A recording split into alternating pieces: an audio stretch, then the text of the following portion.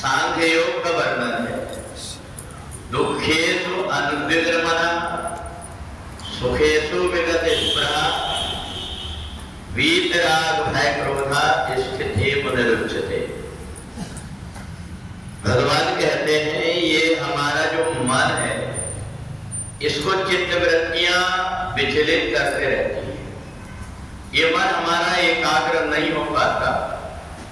चित्त वृत्तियां जब कभी हमारे मन की कोई बात कह दिया तो बहुत अच्छा लगता है और यदि अपने मन की बात नहीं हुई तो दुख लगता है। शब्दों का ही एक शब्द का व्यक्ति को अपमान लगता है और एक में लगता है कि मेरा कितना सम्मान किया। परंतु जो सांख्य योगी होता है वो इन दोनों से परे हो जाता है।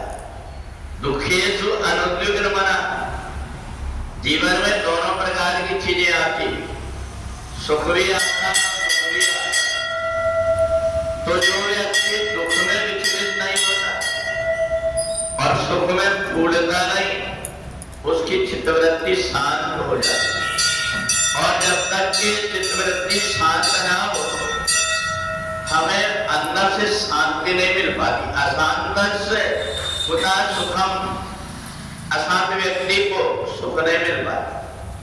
और इसलिए आज हम जो कुछ भी हैं ये हमें किसी ने समझाया सिखाया, ये रास्ते नहीं, ये रास्ते से चलना। और नहीं तो बचपन में तो हम मलमूत्र में पड़े रहते थे, हमें ये भी पता नहीं था कि ये गंदी चीज से अलग रहना चाहिए। धीरे धीरे व्यक्ति को समझा करके उसको संस्कारित बनाया जाता है और एक बार उसके अंदर जो संस्कार आ जाता है वो पूरे जीवन भर काम आता है। कहीं भी व्यक्ति चला जाए उसके स्वभाव को देख करके समझ में आ जाता है ये बड़ा सज्जन व्यक्ति।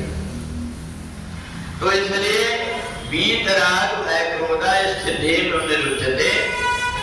भगवान ने सबसे पहले अर्जुन से कहा आज तुम्हारा मन विचलित हो गया, दुखी हो गया ये देख करके कि ये लोग मर जाएंगे।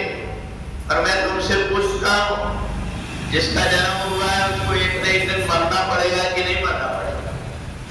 तो जो अवश्यम भावी है उसके लिए चिंता क्यों करना? जाता शीघ्र मृत्यु, जिसका जन्म हुआ उसकी तो मौत होना। और अगर व्यक्ति नहीं मरा है तो सब मिलकर उसके लिए दुआ मांगते हैं कि उसको मौत आ जाए, कि उसकी विपत्ति देखी नहीं जा रही। तो मौत भी जरूरी है। तो इसलिए भगवान ने अर्जुन को समझाया कि तुम सांख्य योग में स्थित हो जाओ। जन्म और मरण शरीर का होता है, आत्मा का नहीं होता। न जायते मृते वा ग्राते, ये आत्मा तो कभी ना जन्म देती ना कभी मरती। फिर तुम ये प्रपंच में मत पड़ो, अपने आप को शरीर को मिला है, इंद्रियां इधर उधर तुमको भटकाएगी, तुम स्थिर हो जाओ। स्थिर केवल परमात्मा की भक्ति में, परमात्मा की शरण में हो आता है।